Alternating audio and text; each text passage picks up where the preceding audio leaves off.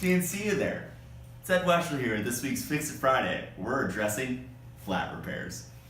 The first step in a flat repair is opening up the brake mechanism, which on this V-brake here can be done by squeezing the brake arms together, pulling that J up and out, and letting them fully release. This way, when we move on to the quick release down here, it'll drop free and clear of those brakes.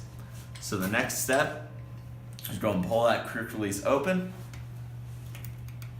And it may not come out right away due to some small catches on the bottom here, in which case you'll hold the nut on this side and slowly loosen up the lever on the opposite end to the point where when you give it a small bump, it'll fall right out and we can move on to the next step of the flat repair. Assuming that your tire is already deflated, we're going to have to find the proper tube size to replace it with. If you look on the sidewall of the tire here, it'll say 29 by 2.10. That's 29 inches diameter by 2.1 inches across. In which case, we have to find a tube that'll match that setting. So, in your local bike shop, they'll often have a rack full of tubes where you can find something that'll fit the bill. So 29 by 2.10 is perfect fit, and with a Schrader valve, which is similar to what you would find on a car tire, which also matches what we have on this bike here. So we'll set this tube to the side and move on to the next step. These tools here are called tire levers. What these allow us to do is remove the tire from the wheel. So we slide this hook end here in to catch that bead of the tire, which is this thick rubber ridge, sometimes encoding a wire. And you slide this away from you all the way around the tire. At this point, we have one bead fully unseated from the wheel, so we can reach in and grab our flat inner tube and remove it all the way around. You'll get a little bit caught up when you come back to that valve stem, at which point you peel the tire back and away so you can cleanly and freely just remove that up and away and remove the tube. So there's three common ways to date a flat. A pinch flat, also known as a snake bite, a thorn-related flat, or a valve stem-related flat. When you have low pressure in your tires and you hit a bump at speed, it can cause that pinch flat or snake bite flat, which you'll see on the inside of the inner tube facing the rim. It'll usually be two small tears on the side of the tube, and in that case, we should check your rim strip on the inside of your tire to make sure it's fully covering all your spoke nipples, and make sure that we pump the new tube back up to proper pressure when we reinstall it. The thorn flat is often seen on the outside of the tube, opposite of where the valve stem will sit. And if it's on the outside, it means we'll have to check the tire pretty thoroughly for any wire, glass, or thorns that may have been caused while you're riding. And the third type of flat is the valve stem flat. If your valve is inside your tire at a weird angle like this, it could lead to a tear like this one right at the base. And when that tear is happening, it's not going to hold air and it'll lead to a flat tire. For a thorn or puncture flat, the first step is you want to pick a point of reference on your tire, such as these 4 dots here, and we'll feel very slowly along the inside of the tire for any thorn, glass, or debris that could have caused a puncture while you were riding. When you get back to that reference point, you know you've thoroughly checked the inside of the tire, at which point you should do a visual inspection on the outside for any thorns that may not have fully punctured while the tube wasn't in, but during riding could stab through the tire. Be sure not to cut yourself and take your time doing this process. It can be dangerous. So fresh out the box here, your tube will be flat like so. You could put this in your tire right now, but it'll lead to twists and kinks that could lead to a pinch flat down the road. So it's best practice to put enough air into the tube to give it some shape so it comfortably sits inside the tire. To do that, the average floor pump here will have this as the open position. Make sure that you're using the Schrader or Presta valve, Schrader being the wire one, which is on the top in this case. And you flip that lever up into the lock position and just give it enough pumps to ensure that there's some shape inside of that air tube. Now we've got some shape to the tube itself. We'll locate the valve hole. On this wheel, it's covered by a sticker right there. So we'll put that at 12 o'clock here. We'll peel the bead of the tire, which is that thick rubber part, back and away to give us clear access to that valve hole, in which case, be sure to drop that stem down and in, making sure it's perpendicular to the rim. If it's chinked off to one side or the other, that's what can lead to that valve tear that we saw on the earlier example. So the next step is we'll tuck this tube up and into the tire all the way around, seating it on top of the wheel like a shelf. Take care not to twist or kink at any point in this, as it could lead to another flat down the road. Once that tube is fully inside the tire, we'll move on to seating the bead. I like to start at our valve stem, pushing it back and away behind the rim, and sort of pulling the bead apart from itself until it seats back behind, and then continue moving in a half moon shape all the way down to the bottom here.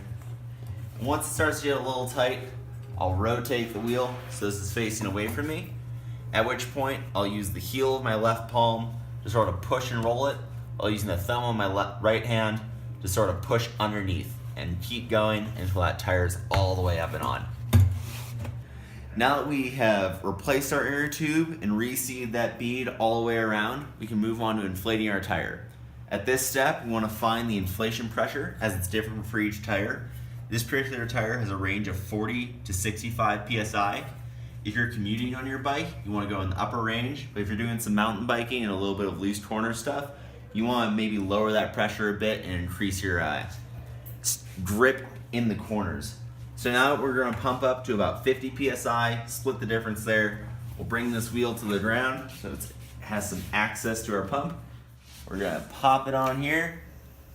And what you see me do with my thumb here is I'm bracing the back of this valve so that when I put that pump head on, it doesn't just disappear inside the rim. So with that pump head on, we flip into the lock position, make sure it's snug. We're only going to pump it up to about 20 or 30 psi to start. The reason we don't want to jump straight to 50 is we want to make sure that that bead is engaging with the sidewall of the wheel. At this point, we're around 25 psi, and we're looking at the bead of the tire all the way around. If you saw any bumps or jumps that didn't look quite normal, you will want to address those by letting out all the pressure you put into the tire and sort of re-tucking that bead back in. We're going to make sure to check both sides. This side's looking good as well, so that means we can move all the way up to our proper inflation pressure of 50 psi. Now that the needle of our gauge is resting between 40 and 60 psi, or right around 50 is where you want to be for this tire. So you can flip that lever back down to the closed position and just let it slowly release. Don't leave it locked and try to yank it off, because that can also cause a tear on your valve stem. So some tires will have a rotational direction due to the tread that's on it. In this case, this one has an arrow right here, which is showing our drive direction is in this direction as well. So make sure when you're replacing your tire, it's on this way, so your quick release is always off to your left side. So the final two steps of the flat repair is putting your wheel back into your fork here and reconnecting your brakes. With a quick release, this is very easy. We just have to pop this up and into the fork, make sure your axle goes fully into those dropouts, putting consistent upward pressure. And then earlier we had to loosen up this quick release, so instead we're going to tighten it back down until it's almost touching on this side, at which point we're just going to close this in the back and away position. When you close the quick release, it should leave a small indent in the heel of your palm, as you don't want it to fall out while you're riding. A small indent there, we know that that's secure. And the final step is reconnecting your brake right here. Just like that, we replace the flat.